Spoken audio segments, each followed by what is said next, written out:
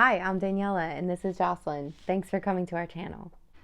We've been married since March of 2020, and we've been trying to conceive since October of 2020. We started this channel to share our story and the massive amount of research we've done so that hopefully it's easier for you all than it was for us. In our last video, we caught you all up on our surgery date and what the heck we plan to do in the meantime. And in this video, we're going to talk to you all about the surgery from start to finish, including recovery.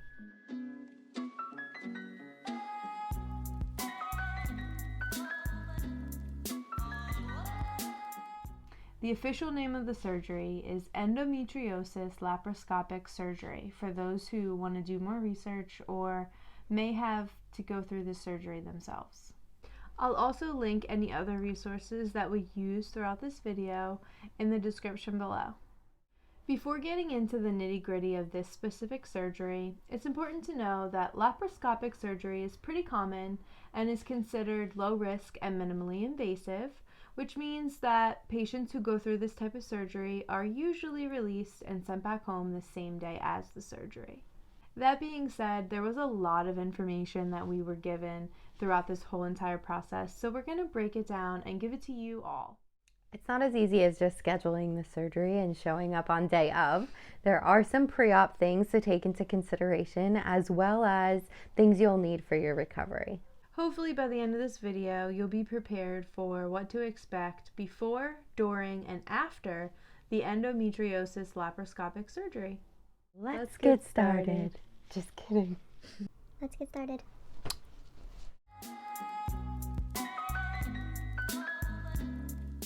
Alright, so even before the official surgery date, our doctor gave us a bunch of paperwork that walked us through the process and had us sign our acknowledged consent for certain things. I'll admit in that moment, I was very happy that I was not the wife undergoing this process, because even though it wasn't overly complicated, it was a lot of information to get all at once. Once the surgery was scheduled, a nurse from the hospital called to prepare us about everything from start to finish that we would go through and some preoperative testing.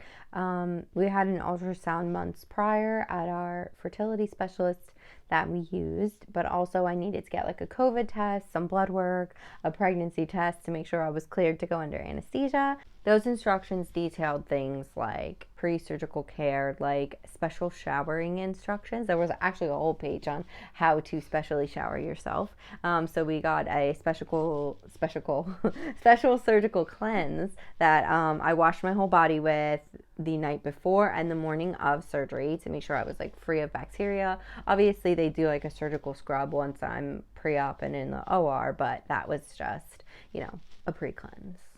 They also recommend that you take Miralax the day or two before surgery. You don't need to be like fully cleaned out like you would for a colonoscopy, but it's good to have a bowel movement the day of or before surgery. You should be fasted for surgery also, I didn't say. I mean, like, that's a given. Everyone fasts for surgery. Special diet 24 hours special diet, before. yeah. Basically, I just couldn't eat the night before, and I couldn't drink any water up to 2 hours before the procedure. So to recap, before surgery, the doctor likes to have a recent ultrasound. You're also probably going to be expected to get some blood work a few days before your surgery, as well as a COVID test. And there may be a special diet you need to follow 24 hours prior to your surgery. As far as the procedure goes, the doctor is going to use a long viewing instrument called a laparoscope. It's going to be inserted into my abdomen and used to look around and find the endometriosis, and also gives her a clear view of what's inside there so she can remove it.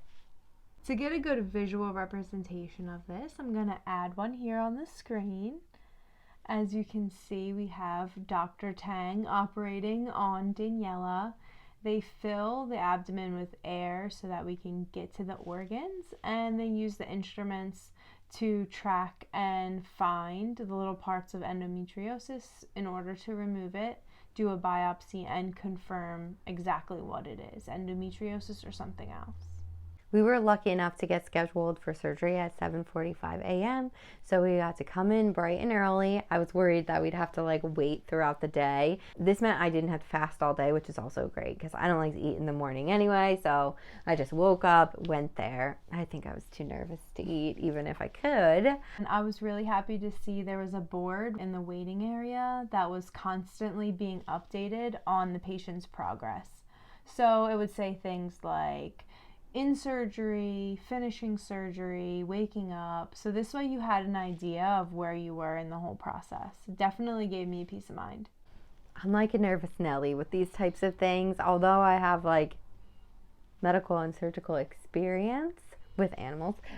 When it comes to me, like I just haven't had that many like surgeries, procedures. Like I haven't been to the hospital very often, so I just was like super nervous. So going back, my nurse was really nice. They like gave me a gown. I got prepped for surgery. I had to like wash my belly with a special wipe, put on the gown and socks that they gave me. It was interesting because I had to like name every piercing or tattoo I ever had, and I think I forgot like 3 of them. I don't know why they want to know those things. Maybe they'll like, oh, if you wake up with a tattoo you didn't go to sleep with, like, just kidding. But anyway, so we went over that. They placed my IV. They put me on fluids. They gave me a couple oral medications to take. And then I just waited, and after that part, they let Jocelyn back to come sit and wait with me until we were ready to go into the OR. Once I got back there, the nurses were periodically monitoring Daniela, but they were saying like how it was delayed, so it would take like an hour longer than we had expected. I'm like, all right, we got an hour to lose, so pull out my MacBook, start watching a new show, trying to kill some time. How long would you say? Probably like an hour and a half, almost 2 hours before we finally get to see the doctor. Yeah, I mean, like I was a little loopy because it gave me something already, so it didn't feel that long to me. But yeah, I guess it was probably like an hour or a little more. Then the doctor comes into the room, kind of explains the process, what's going to happen. The nurses are all moving around, making sure you're monitored and everything's good. And then from my perspective, you were just kind of like quickly whisked away. And then I was just like thrown into the waiting room. Okay, we'll call you in an hour or so, let you know how it's going. Yeah, I mean, for me, it felt like every single doctor, like I met the anesthesiologist, Dr. Tang came in, I met like 3 different surgical nurses, like they came in and talked to me about everything. I mean, like I felt like I was already drunk. I was like, is this medicine that I took already make you loopy? And they were like, yeah. And I'm like, oh, okay, I didn't realize. But they talked to me about everything, like made me feel very prepped and aware every step of the way, as well as like I felt like a queen. Like everybody was like, oh, what do you need? You need to go to the bathroom, let me take care of you, how can I help, let's do this. So I mean, it didn't feel that bad to me. And that was the perfect time for me to go eat, because at this point it was like around 11 a.m. and I hadn't eaten yet and I was ready. So I left the hospital to go eat, and before I even got anywhere to eat, they were calling me, letting me know surgery started, everything was going well. And about an hour later, I got back to the hospital, kind of just waiting out in the waiting room. Then by 1 o'clock, they called and said that the surgery had went really well and that Daniela was getting moved into a recovery room and that the doctor would be out to talk to me shortly. This is the part that's kind of blurry for me. Only a few minutes after that phone call from the nurse, the doctor came out. We were taken into a private room where she was able to tell me very excitedly that the surgery went well. They removed a couple of cysts and some other possible scar tissue or signs of endometriosis, but overall everything went really well. And at that point, all I could do was just wait to see Daniela. I just wanted her to wake up so that I could hear how she was doing. What did the nurse say to you when I was waking up? So it was weird because it took a while for you to wake up, but then eventually when you did, as soon as the nurse came to get me, they were like, oh, she was a little teary. when she woke up, or tearful when she woke up, but she's okay now. And I was like, oh, I have a feeling she was probably really crying back there.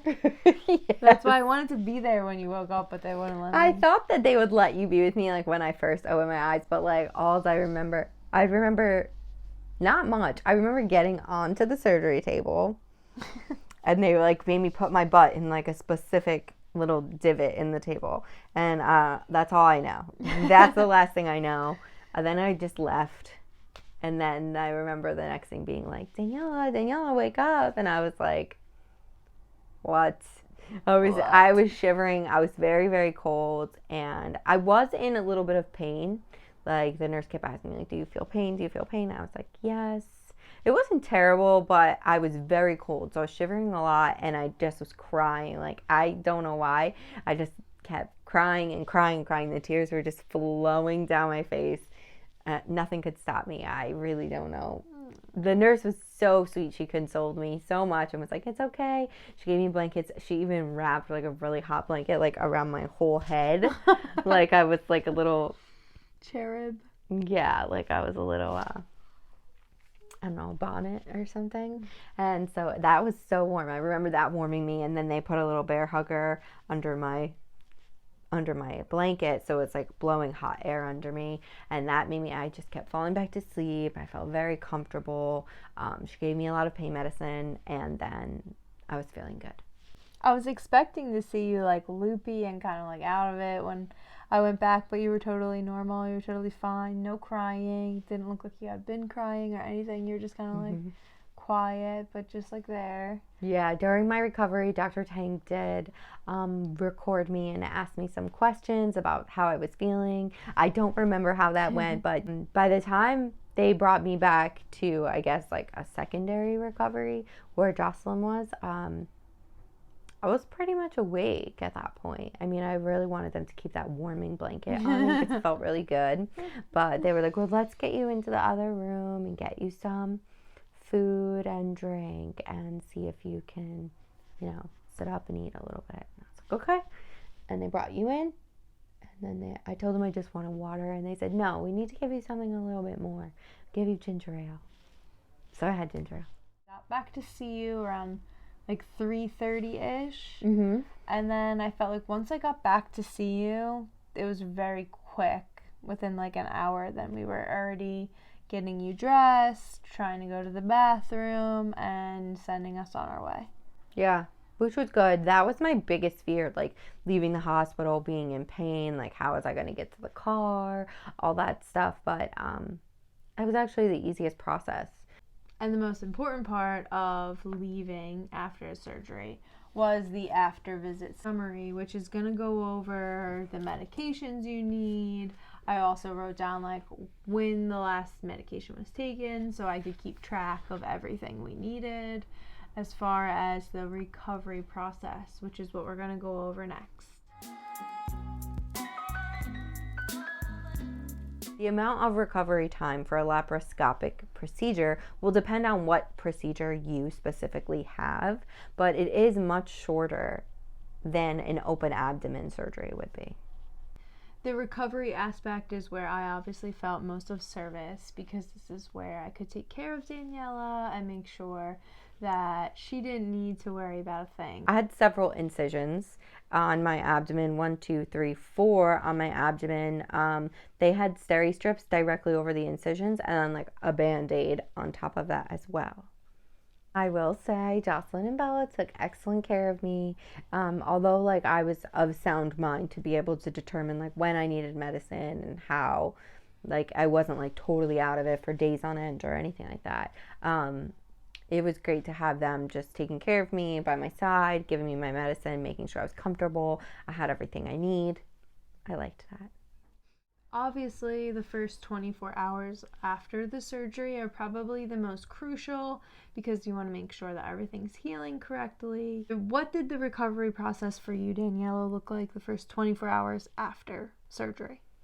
Coming home from surgery, I wasn't in like a terrible amount of pain. They gave me pain medication, but the thing that was making me most uncomfortable was they do put gas into your abdomen to like clear space for the organs that they're like working on. But that gas does get trapped in your body a little bit, and it does form a lot of pressure like in your chest and in your shoulders. I don't know why, but it does like accumulate there. I have heard that and read that before. And that pain was sometimes like, I don't know, if you've ever had like a gas pain in your stomach that hurts really bad, like you just feel like, oh my God, like I think I'm gonna die right now, but then the gas moves and like it feels better. Like, I don't want you to think it was like the worst pain in my life, but we all know like when you have a fart that's like moving through you and it hurts really bad, like that, but up here. So sometimes that pain was like non-existent, but I noticed like when I would be moving around more, it would be more strong. I put a heating pad on my shoulders and then took the pain medication that they were giving me, and then just relaxed in bed. I was encouraged to walk around and like get those gases moving. Also like keep walking so you prevent like blood clots from just laying. So I did that. Also, the pain in my abdomen felt more just like severe period cramps. It wasn't like, I was just cut open. It just felt like really bad period cramps and then these pains in my shoulders. When I was like laying still, laying in bed, even if I got up and like was walking around, that wasn't terribly painful. The things that were painful were just like the shoulder pain and actually rising from like a laying down position. So I would prop my pillows up so I wasn't fully like recumbent laying down. I would just like get up. And when I got up, that was like the most pain. That part makes you feel like your stitches are just gonna like rip right open. And that kind of hurt like that for probably the first like week getting up. But once you're up, it's not bad like moving around or anything like that. It's just like you don't realize how much you use your abdominal muscles. Have a bland diet because you're waking up from surgery. They did give me a lot of medications to like combat nausea. I had like one of those little nausea patches as well as some antiemetics or anti-nausea medications that made me feel really good. Also, I could shower after the first 24 hours and remove the band-aids. When was that? 24 hours? No, band-aids were after the first few days. 48 hours post-surgery, how did that differ? I could resume a normal diet. I could remove the band-aids, and then underneath were the sari strips, and they could stay on just until they fell off, it said. And if they didn't fall off by 5 days, then I could remove them like while I was in the shower. So they had like pretty strong adhesives there. Yeah, I was still taking pain medication as needed. Then after 48 hours, I noticed that I developed like a rash all over my stomach. They said that was likely due to like the adhesives from the surgical drapes they used to like cover you up. So Dr. Tang did call in a medication for me to like topically put on my rash.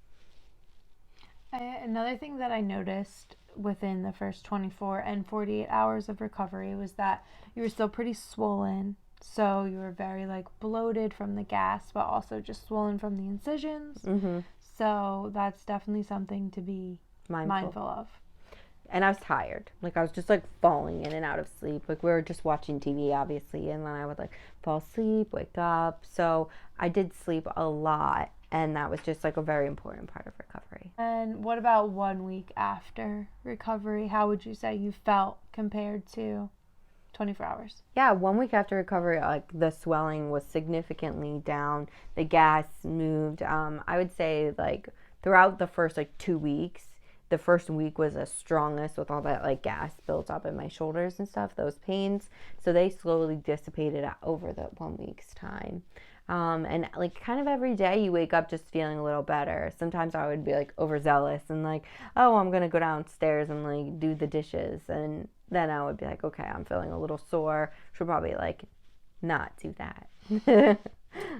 Definitely listen to your body and take the time you need to recover for sure. Of course, like everyone's not that fortunate. I was really lucky to have like a family in this house who are taking care of me, checking up on me. But if you have the opportunity to be pampered, you should take it. The end of the recovery process is signified with a 2-week follow-up appointment with your doctor just to make sure everything is healed correctly and to go over the results from the biopsy of anything taken out. That's what we're waiting for next. Overall, I was really just happy to get this process over with. I know we had gone back and forth on whether we were going to do the surgery at all, and we ultimately decided to do it.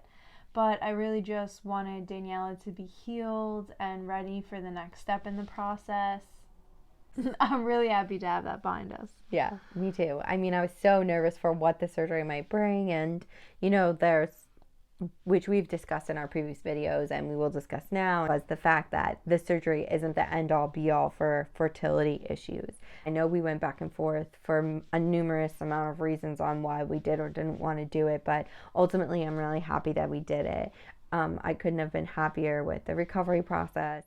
So if you're someone who has recently been looking into the option of endometriosis laparoscopic surgery, we hope that this video helped prepare you for what to expect before, during, and after that process. Make sure to stay tuned for our upcoming videos where we'll go over our final appointment with Dr. Tang and our biopsy results. Also, Dr. Tang is going to be sharing a post on her YouTube channel with her perspective of my entire surgery. So we should have some footage for you, and I'll link Dr. Tang's video below in the description. For now, if you haven't done so already, please like and subscribe. As always, we're wishing you the best of luck on your parenthood journey, whatever that looks like for you. Feel free to reach out with any questions or other topics you'd like us to talk about. We look forward to sharing our next update with you. See you soon.